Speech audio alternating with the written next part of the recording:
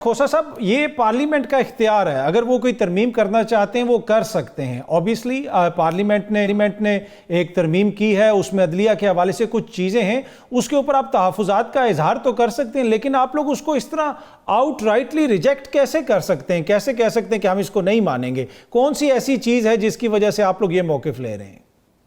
जी, साहब, thank you for having me in your show.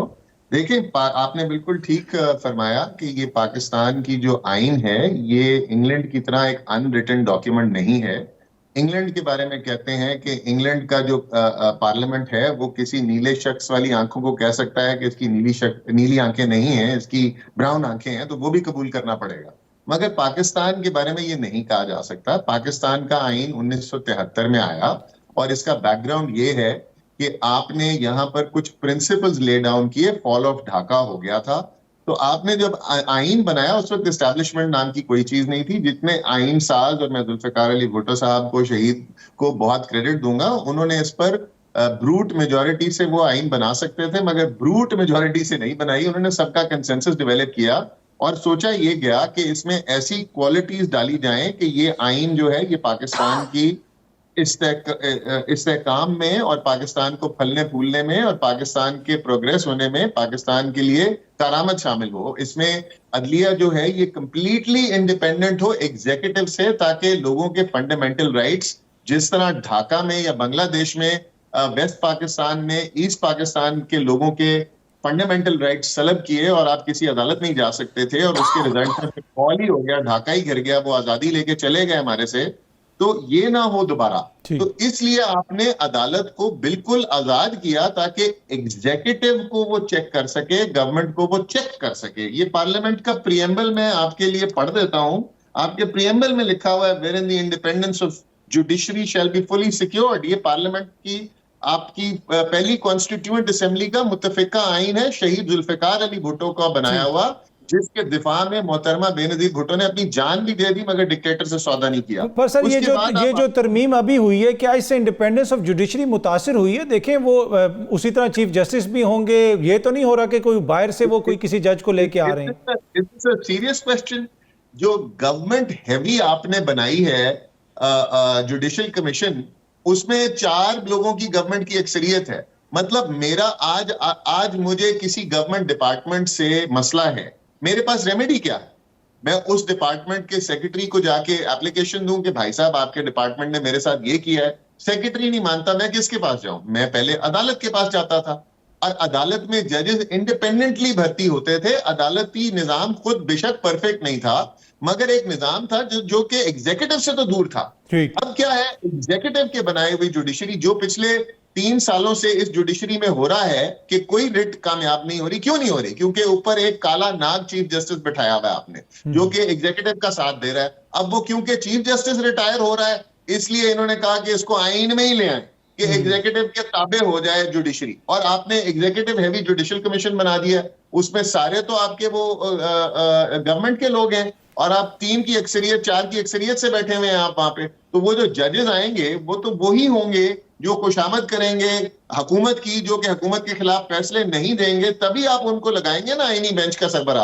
और आपने एक प्रिंसिपल, जो कि आपका प्रिंसिपल है सीनियोरिटी का, देखिए पाकिस्तान में एक इदारा है जहां पे कोई डिस्प्यूट नहीं है। मुझे अच्छा नहीं लगता एक बंदा, मगर उसकी बारी है तो वो चीफ जस्टिस बनेगा। ये नहीं होगा कि कोई छोड़ के भाग जाएगा कि नहीं जी, मैं अपनी बारी नीचे वाला बारी लेने आ जाएगा। ये नहीं होता पाकिस्तान की अदलिया में। आपने उस प्रिंसिपल को भी तोड़ दिया, आपने ये बेस्ट ऑफ 3 खेलना शुरू कर दिया। ये क्या तरीका है जी? ये आपका 175(3) की खिलाफ वर्जी है। आपका कॉन्स्टिट्यूशन और मुल्क पाकिस्तान जो है, ये एक इंडिपेंडेंस ऑफ जुडिशरी के पिलर पे खड़ा है। अगर आप इसमें से ये पिलर निकाल दें, तो आज के बाद तो एक गवर्नमेंट डिपार्टमेंट के सेक्रेटरी के पास ज्यादा पावर है, आपके चीफ जस्टिस के पास वो पावर्स नहीं है। आपने तो एक पूरा प्रोफेशन उड़ा दिया, आपने एक पूरा जुडिकेचर का सतून उड़ा दिया। और दूसरी बात, आपने उड़ाया किस तरीके से? आपने उड़ाया इस तरीके से कि अभी यहां पर मेरे साथ 2 MNAs बैठे हुए हैं, क्या इनसे पूछें कि आपकी तरमीम आपने पूरी पढ़ी है? कितनी तरमीमें हैं? तो शायद ये इनको नहीं बताऊंगी। यहाँ पर अभी तक ड्राफ्ट जो है वो लोगों को मुयसर नहीं है, उनको पता नहीं है। लोटाक्रेसी तो दूर की बात। खोसा साहब, ये जो शाहिद खटक साहब कह रहे हैं कि तरमीम के जरिए ऑब्वियसली अब अगला चीफ जस्टिस कौन लगेगा, फिलहाल तो सिचुएशन क्लियर नहीं है, क्या आपके कोई आइडिया है कि कौन हो सकता है? और दूसरा, जो एक चीज लैक कर रही थी कि एक मुनज़्ज़म तहरीक हुकूमत के खिलाफ, और आप बहुत सारे लोग वकला की तरफ देख रहे हैं, तो कोई ऐसी तहरीक सामने आती हुई आपको नजर आ रही है? देखिए, वकला के पास तो चॉइस ही कोई नहीं है। इन्होंने वकला का प्रोफेशन ही उड़ा के खत्म कर दिया है। आप अगले कुछ दिनों में देखेंगे कि ये अदालतें खाली हो जाएंगी।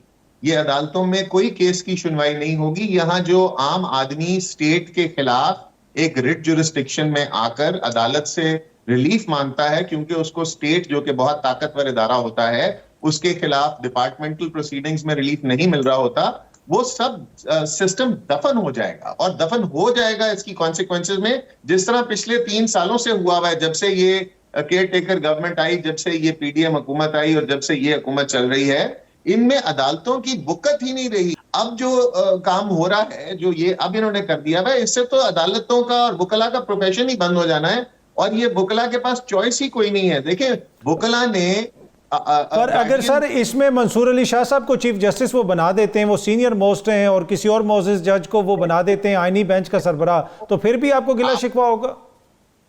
आपको एक बात समझनी है, आपको एक बात ये अंडरस्टैंड करनी है कि ये सुप्रीम कोर्ट जब तक इंडिपेंडेंट नहीं होगी, ये पाकिस्तान का बहुत बड़ा नुकसान होगा। ठीक है, चीफ जस्टिस पुराने भी गलतियां करते रहे, कोई फरिश्ते नहीं थे, उन्होंने बहुत कुछ गलत किया, मगर इसका ये मतलब नहीं है कि हम आज किसी को लाइसेंस दे देंगे कि वो आज भी गलत करे और वही वायलेशन जो पहले होती रही उनको दोहराए। मैं जरदारी साहब का वकील था, जब जरदारी साहब के साथ यही कुछ हो रहा था जो इमरान खान के साथ हो रहा है, मैं उनका वकील था, मैं इनके लिए जेलों में जाता रहा, मैं जाके इनकी वहां पर इंसुलिन के टीके इनको वहां अंदर पहुंचवाता रहा। मगर मुझे समझ नहीं आती कि ये सारा कुछ बर्दाश्त करने के बाद जब ये लोग वापस इक्तदार में आए तो ये कैसे भूल गए कि हमने ये रीत दोहरानी नहीं है। और अगर ये रीत नवाज शरीफ ने गुजारा और उसके साथ ये हुआ, और जरदारी साहब ने गुजारा तो उनके साथ ये हुआ, और अब इमरान खान के साथ ये हो रहा है, तो ये दोबारा इन्हीं के साथ होगा।